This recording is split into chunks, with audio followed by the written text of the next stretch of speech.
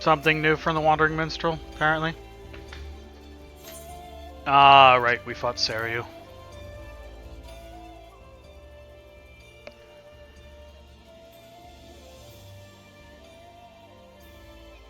And so it fell to you to quell the raging Aramitama of a legendary auspice? In battle? Yes, for like the 4th time. Did he nearly succumb to his primal rage willingly? Out of a misguided desire to fulfill an ancient vow. Truly, this is the stuff of poetry. Worthy material for a magnificent tanka.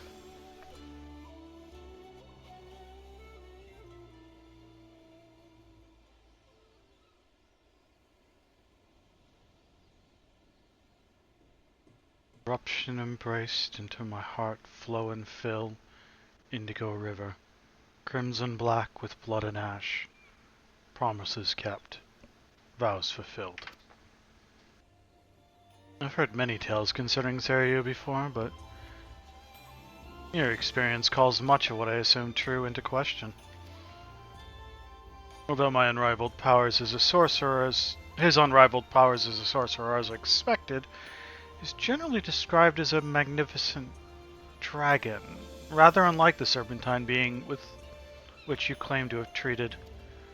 This tale of him in his youth, this fledgling auspice mistaken for a guardian kami? It is the sort of story one might expect as a cautionary parable, not a tragic and unfortunate truth. Hey, Dragon Girl. It is not a lot hard for me to imagine how he grew frustrated and angry following Tenzin's death. For not only was he deprived of a dear comrade, he was robbed of a chance to fulfill a sacred vow.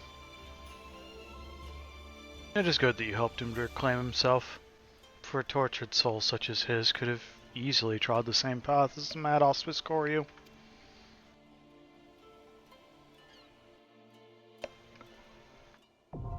Yep.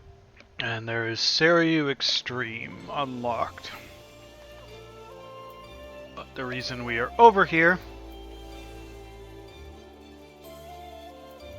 I made Vamp pick which raid series. Now that I've resolved the tech issues, I'm doing okay. That was the weirdest tech issues. There's 2 raid series. I made Vamp pick which one, and she picked Dramatis Personae.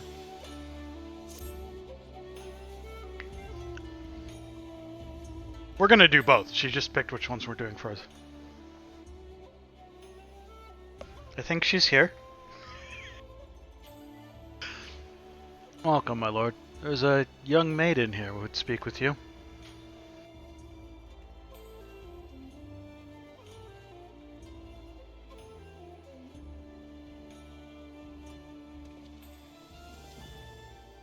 Yes, the adventure has arrived.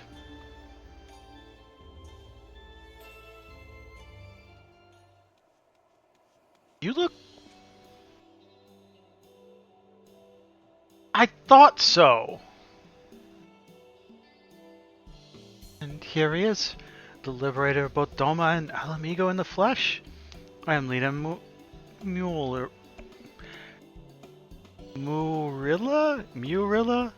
Correspondent for the Raven. You may recognize me from my expose on the secret lives of the homunculi. Murilla. Mew. But enough small talk. It's not for nothing. I've been standing here since yesterday morning in the off chance you'd pass by. That is some dedication right there. Oh, why are you...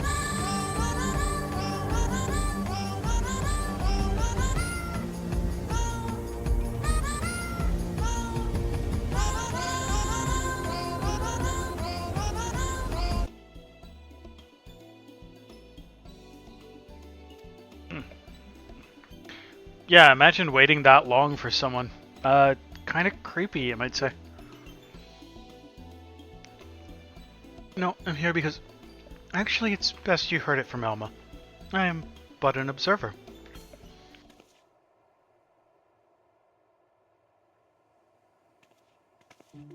Elma! Come, I found him.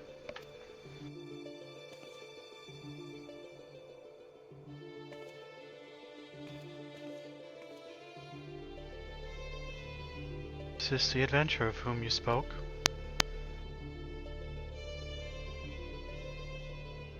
Indeed it is.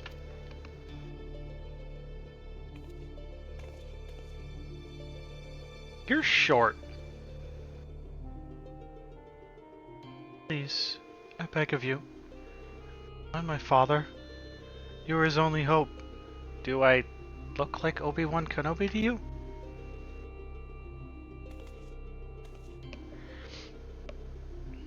You're not R2-D2. It's alright, Alma. You're attracting unwanted attention. Might I suggest a change of venue? We'll await you before the Prima Vista. The theater barge has a berth at the airship landing.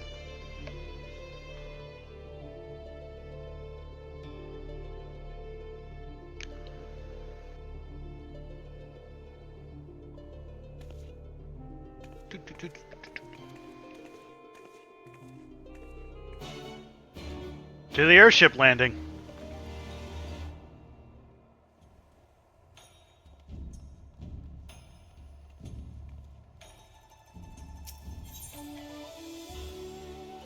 Oh.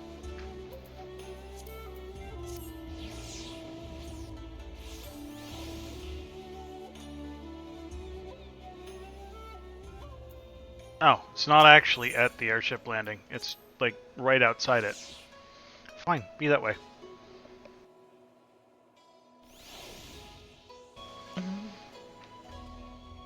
What's up, Lena? As I said before, I think it better we continue this conversation in the privacy of the young lady's barge. It's not that I don't trust anyone here. It's simply that I don't trust anyone here. Gate guard Miqo'te has been instructed to look out for you. In future, speak with him when you wish to gain admission to the docks.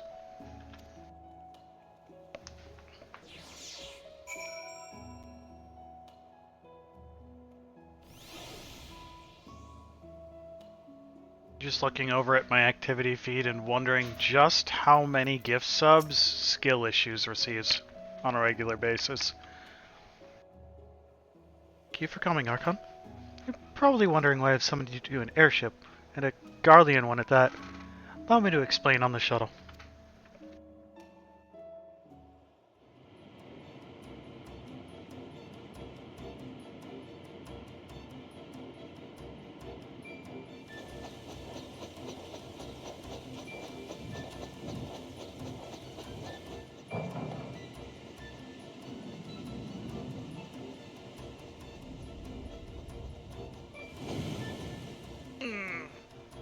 I'm not shrimping yet. You're shrimp.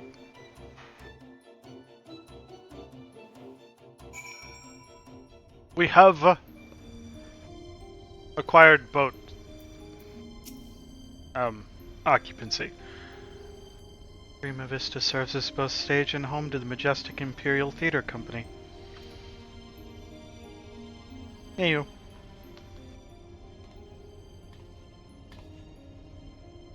No? You're just gonna wander down there? Okay. You can keep that dark in your drawers. No one here is a member of the Imperial Army.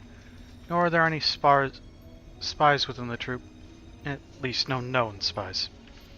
They wouldn't be very good if you were aware. Ask anyone, they will readily attest. The majestic Imperial Theater Company are the finest practitioners of the dramatic arts to be found anywhere on the three great continents, and beyond.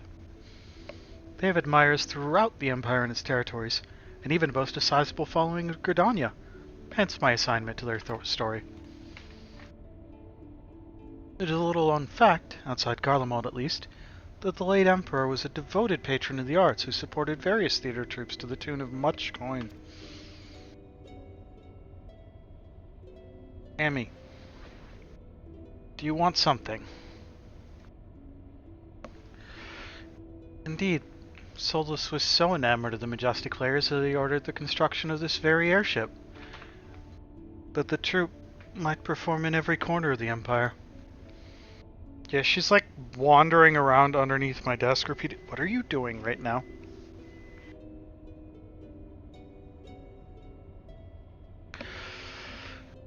His grandson took the throne, however, everything changed. Now, all theater troops, domestic and foreign, must submit their works for approval by the Central Imperial Board of Censors. If a play is deemed vulgar or inflammatory, it is banned, and the troupe denied their writs of transit. The worst offenders?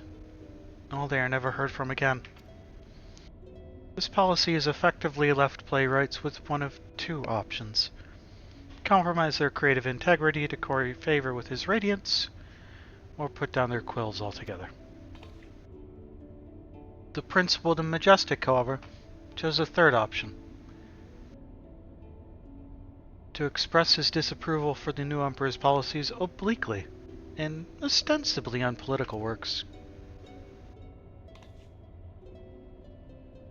Pray forgive me my earlier outburst. I am Alma Bas Lexenthal, daughter of Principal Genomus Sen Lexenthal. Mayhap you have heard of my father's latest play, the Zodiac Brave story? On the surface, it is an innocent retelling of a well-known Garlean fairy tale, hardly worthy of the censor's attention. But beneath it is something quite different. A fact the censors failed to spot when they approved the manuscript for public performance.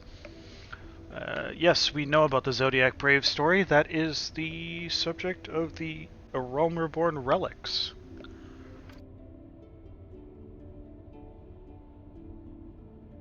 The play quickly became a huge success.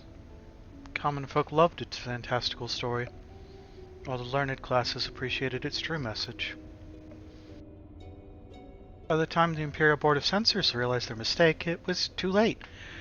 No longer in a position to prohibit the performance outright without admitting fault, they took aim at the company's purse strings instead. Before long, noble patrons began to withdraw their support, fearing to be associated with the troupe. And by the end, even the learned felt compelled to feign ignorance. By believing the majestic of their funding, the censors robbed them of their voice. And none of this has made it any clearer as to why you're here. Right. Allow me, Lena. Hi?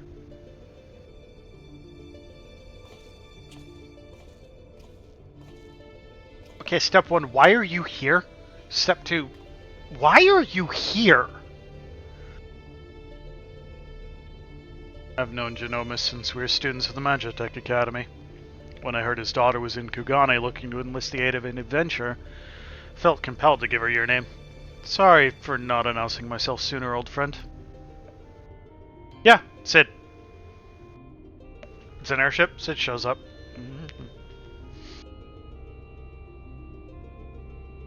Genomus and I were from different worlds, but only served to fuel our friendship.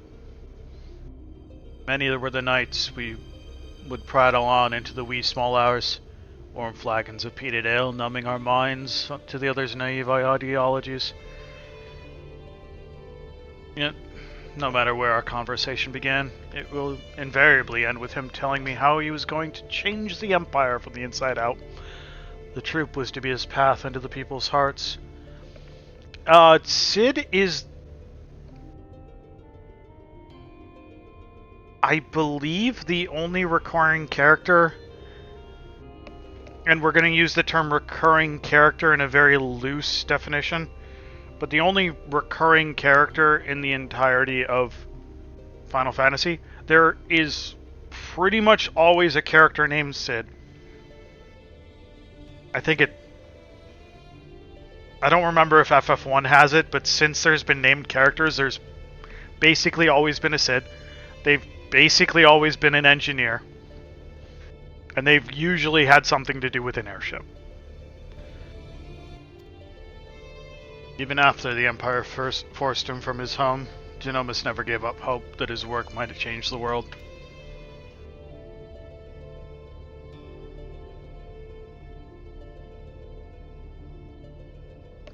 I thought Cindy was the Sid of that game, though. Art will never strain against the artificial bounds and borders, man-made walls and misguided wars. in such times of uncertainty that we must needs embrace our calling and take to the skies so others might do the same.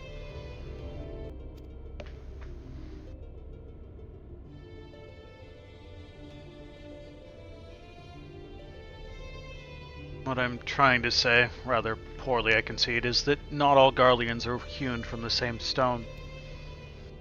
Just as there are those who pledge their lives to the Empire and would never think to question the authority of its leaders, there are those like Alma's father and myself whose love for their country does not blind them to its flaws. Still, try selling that sack of sunflower to an Alamigan or a Doman who has watched his family consumed in the flames of a Magitech Reaper.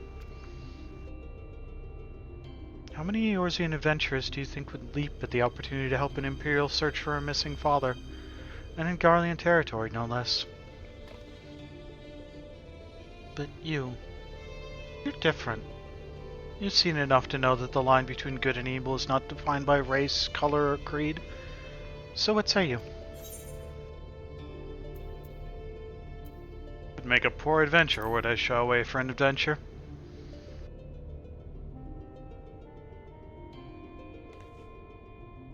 FF2 is the first time that... Does FF2 have named players? Player characters?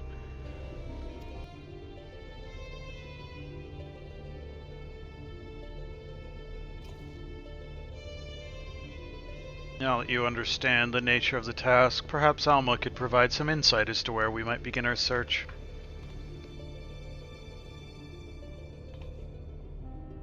Shortly before my father disappeared, began on his next play.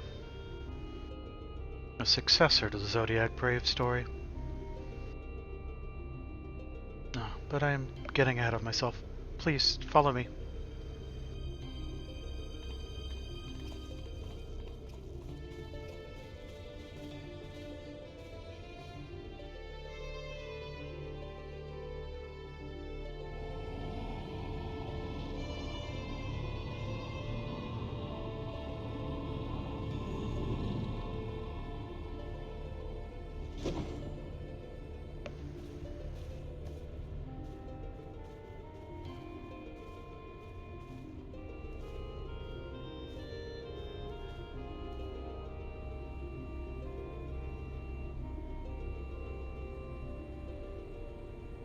Through adventure and hardship, young Delita, a boy of common blood, becomes a hero, culminating in the birth of the mythical kingdom of Ivalice. But that is where the story ends. There are no records of anything that follows. Was Principal Genomus simply going to invent something? My father believed that he had discovered evidence of a second hero, one whose efforts went largely unnoticed, but without whom Delita would never have risen to the throne. This was the next tale he wanted to tell, the true Zodiac Brave story. Second hero? According to my father's studies, this young man was one of Delita's closest friends and confidants. That is, until the untimely passing of Delita's sister forced the two to part ways. Yet the unnamed hero continued to provide aid to his friend by thwarting the machinations of those who would scheme against Delita, thus paving the way for the Pauper's rise to regent.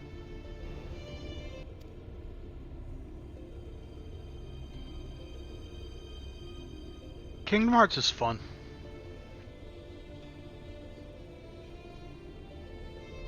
You must forgive me, but I've never heard anyone make such claims. How exactly did your father come by this information? That is a long story. One which begins and ends with Genomus becoming lost in the very legend he sought to lay bare. Even as far back as our academy days, Ivalice had Genomus firmly in its grasp. He flatly refused to believe the story was just a fairy tale.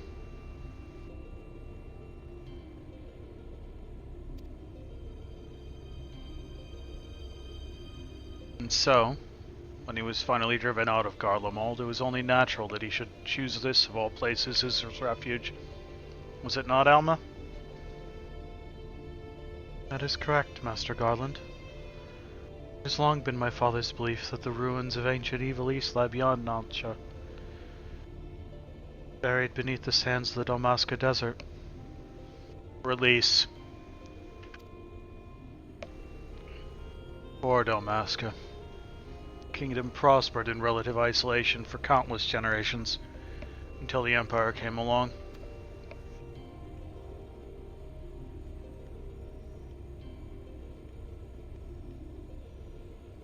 When not touring, my father would organize expeditions into the Dalmasca Desert to search for proof of Evil East's existence. Sometimes he would bring back strange artifacts, ancient tomes, and crystals. Crystals unlike any others.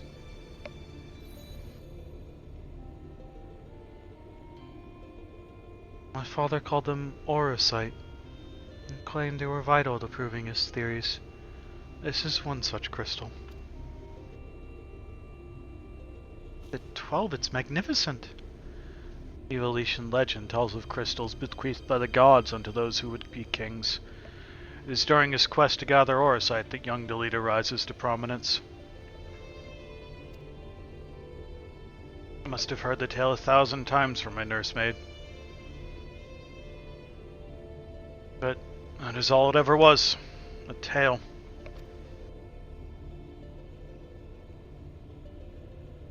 My father would often tell us how the Orosite spoke to him. At the time, we assumed he was speaking figuratively, that the stone's beauty roused his muse. But then he began to act strangely. How so? Following arrival here in Hingashi, my father spent most of his time cloistered in his chambers, poring over his past research. Though he was alone, we could often hear him in conversation. It was not uncommon for my father to recite the lines as he wrote them, but it soon became clear that this was something else. It's as if he was talking to my mother. My mother who passed several winters gone. Might this not have been out of mere loneliness? Or perhaps the strain of your flight from Garlemald? Possibly. But that would not explain the voices which answered him.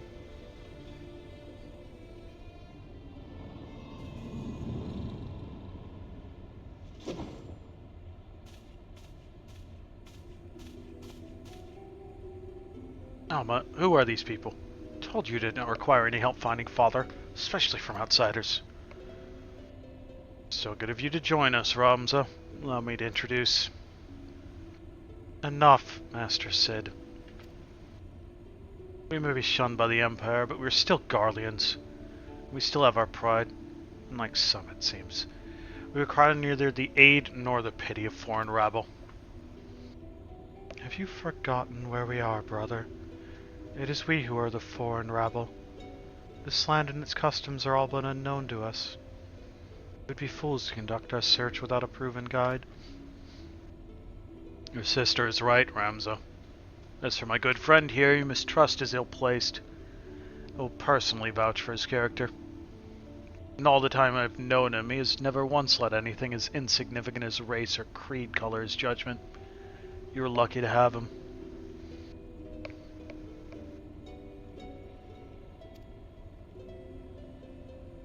But we would have you, Master Garland. Why do you refuse us? You know why. Till this affair with Omega is resolved, my hands are tied. It pains me to refuse you and your sister, but it pains me far more to leave Genomus to his fate. I'm sorry. Be interested to know what updates the the Steam versions will have. You need not apologize. And let my emotions get the better of me. After what happened in Rabanastra, it may be time to admit we're out of our depth.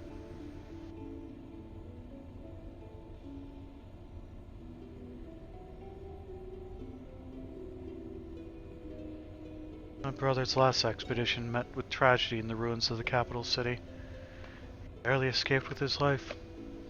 The Empire turned Rabanastra into a death trap. You were a fool to sit there without a proper escort. I realize that now, Master Garland. But at the time I saw an opportunity to rescue our father, and I took it. Whatever led you to believe your father was in Damascus capital? My father's fascination with evolution legend began with a trip to the antediluvian city, long before the war.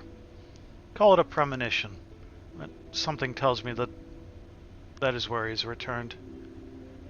Now, you must excuse me. I need some time to think. And an ISO is a way of imaging a CD disc, so that it's can be run on a computer ordinarily, but PS2s don't need that. Of course, you need a CD drive, which good luck getting one of those internally anymore. Then, Alma, I shall leave you and your brother in Archon's capable hands. He's ever paid my trust with interest. You'd do well to grant him yours. Thank you, Master Garland. We will not forget this kindness.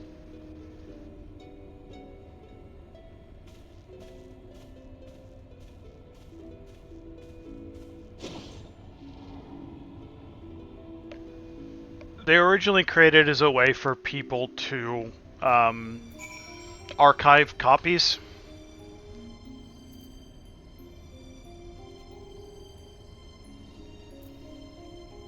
So you'd create an archive of a game that would work after the physical media broke down.